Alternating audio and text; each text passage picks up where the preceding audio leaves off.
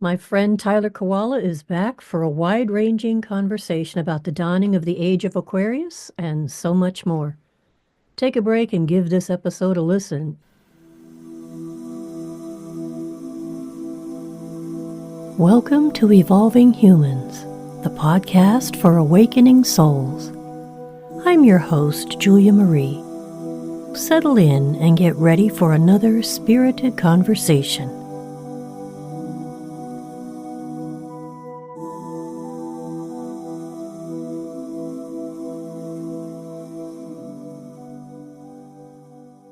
Tyler Kiwala is an experiencer, independent researcher, and disclosure activist. He and his fellow truth seeker, Aaron Kuhn, host the popular podcast Journey to Truth.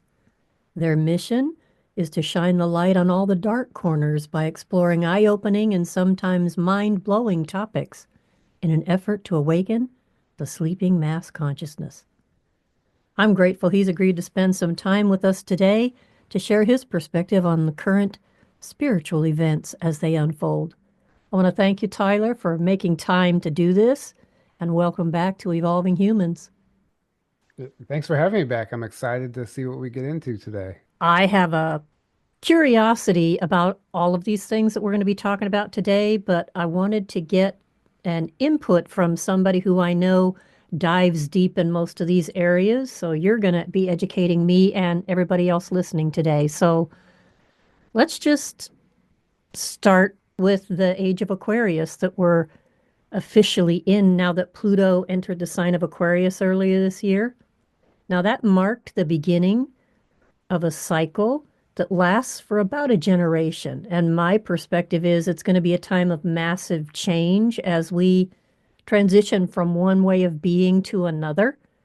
So, my first question for you is what's your sense of this collective transition we're in? I think I'm here for it. It's amazing. I think this is the time a lot of us, quote, starseeds came to this planet for. It's a great revealing. Everything is being uncovered. The corruption is surfacing. It's like somebody turned the lights on and the roaches are scattering right now. And it might seem a little chaotic, and it is, but it's the beginning stages of a strategic order of operations that's going to usher us into a golden age, in my opinion. And it could be called the year of Jubilee. I mean, either way, I think it's like the weight is being lifted. And for people who haven't been paying attention, it's very confusing and it can be perceived as the exact opposite. And the mainstream legacy media that's still kind of controlling the narrative, they are inverting that reality and they're painting a different picture and they want you to think that things are going south when that in fact they're quite the opposite direction.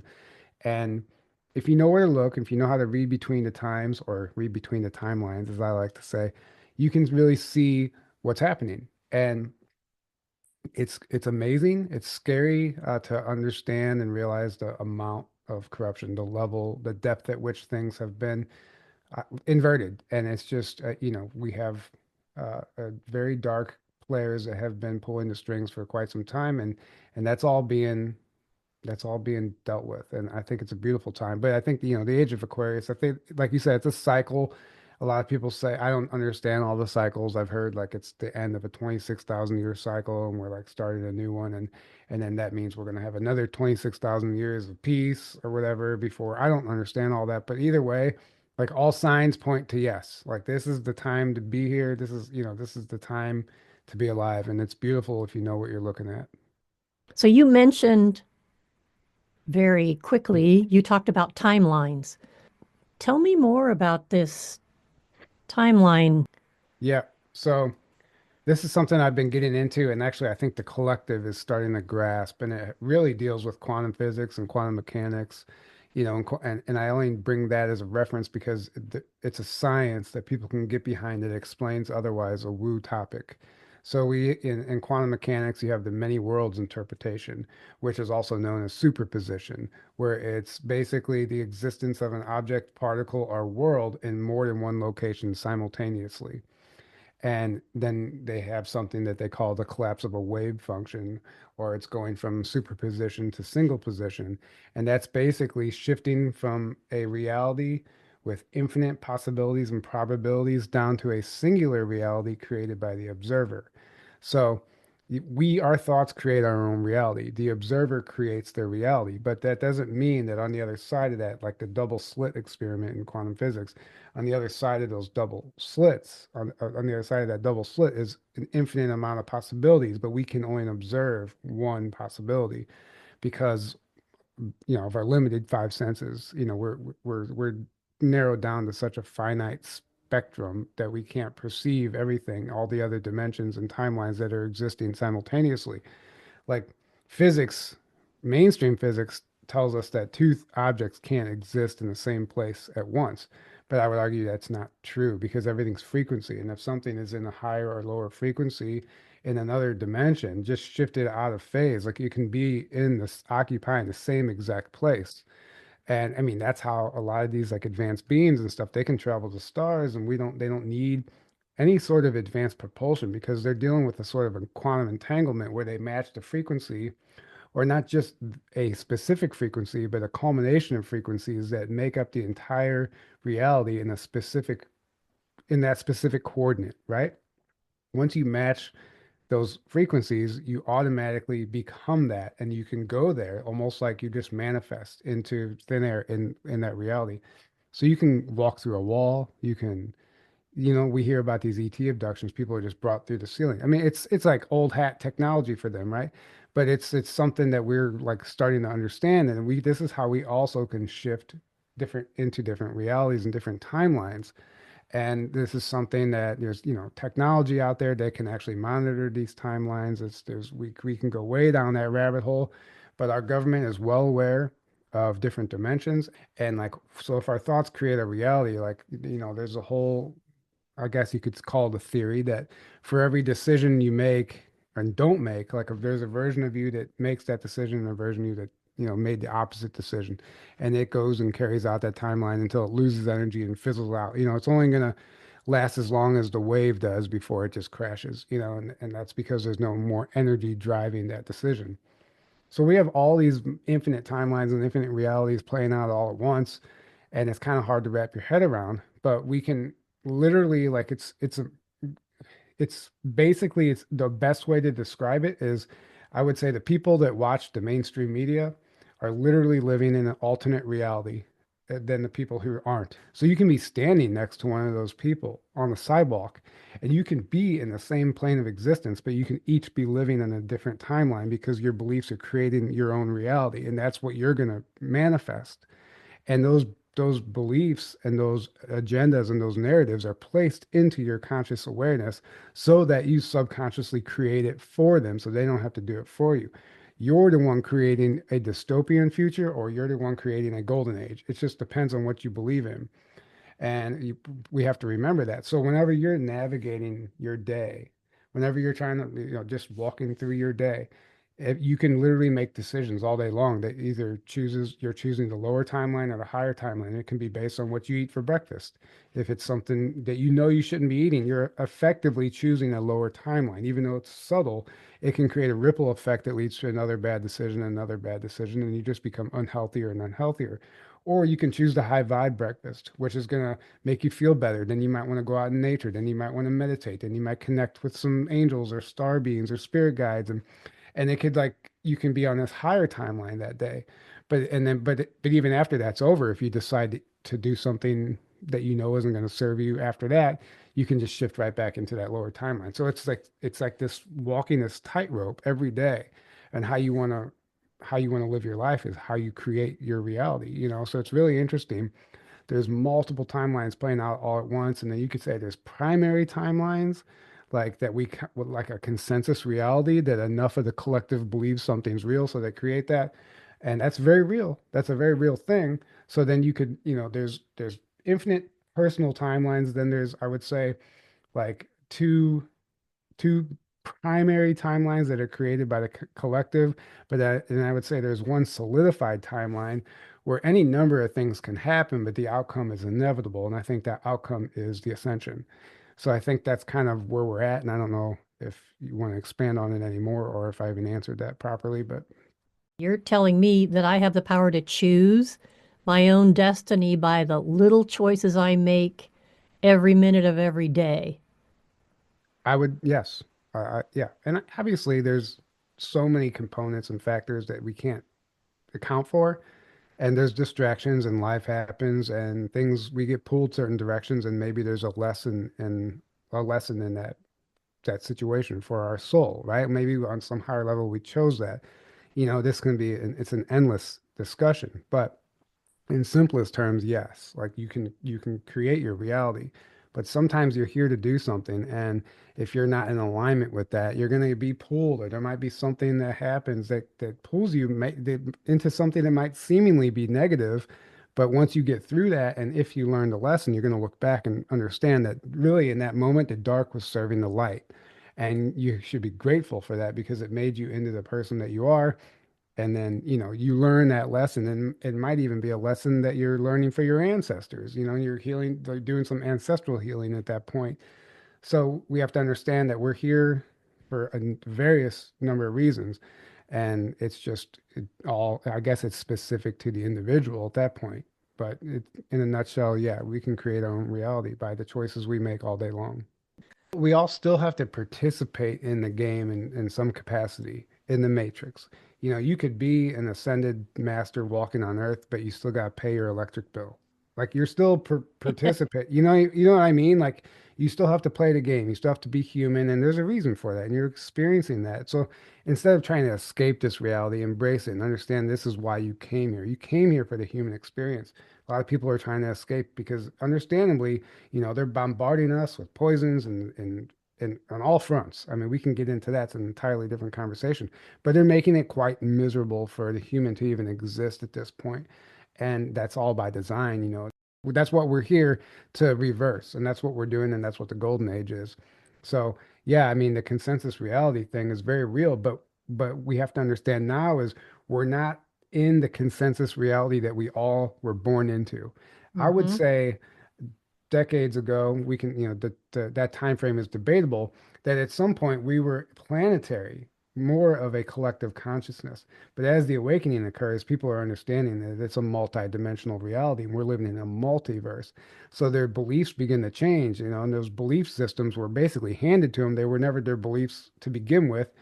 So as they let go of those limiting beliefs that are quite literally anchoring them into the third dimension, when they let go of that, their reality starts to shift and realities are merging, and it's like this timeline dance. And as that happens, like we are no longer in this global consensus reality anymore. Everyone's own beliefs, and it could even be perceived as religions and cults and stuff, because you're only gonna attract what your own frequency, right? So you're going to Mm-hmm. attract other people that believe in the same thing or vice versa. And you're going to, feel comfortable there until you're not comfortable there anymore. Then everything that you believe in or everything that you find yourself interested in ultimately should just be viewed as a stepping stone that's taking you somewhere else. Never marry yourself to any ideas or beliefs and think that you have all the answers and this is it. I figured it out. Now I can just go, retire on the beach somewhere, because that's not it. We're never not learning. The awakening never stops. And this is only one very small chapter of a much larger existence. We don't die. We just transition. Our soul moves on, and we experience another lifetime and another plane of existence. I mean, it's really interesting to start viewing reality through that lens, but I think that's the only way things make sense once you start to expand your mind. Once you're awake, it's all about expanding your awareness beyond whatever your limits are at that moment. Yeah, absolutely. I mean, it's just, yeah, stretching. I mean, you really have to let go. The whole awakening process is about like learning and then letting go, learning and then letting go. And don't also like don't take it too seriously, because you can actually make yourself miserable and turn it into another religion, if you're trying to be like overly or too spiritual, which happened to me in the early days. That's how I know. I went through my awakening, and I broke free from my old life, and it was amazing. And I started doing all this spiritual stuff, and I was taking it all so seriously. And the next thing you know, I wasn't even laughing anymore. I wasn't smiling. I wasn't having fun with my friends, because I thought I was like on this mission, right? And it really took like a dark night of the soul for me to realize, oh, like there's a balancing act here. Like all that stuff is great, the meditation and the retreats and all the stuff, that comes under the umbrella of spirituality. It's all great, but you can't be too far on one side and ignore all the darkness on this planet because excuse me, that's called spiritual bypassing. And you don't want to bypass all that because you're ignoring it. You're not integrating those parts of your soul, and eventually you're gonna like hit a boiling point, and things aren't gonna go well because you've been putting on a fake smile for so long. And, it's a balancing act. You have to integrate that stuff and recognize it and help purge that darkness. And I mean, that's why we're here.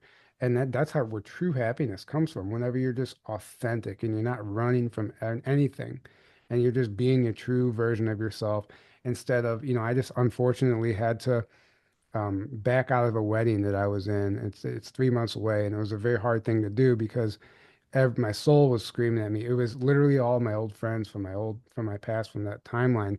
And the only way that I could have made it work was to squeeze into that cardboard cutout version of myself that they all expect me to show up as.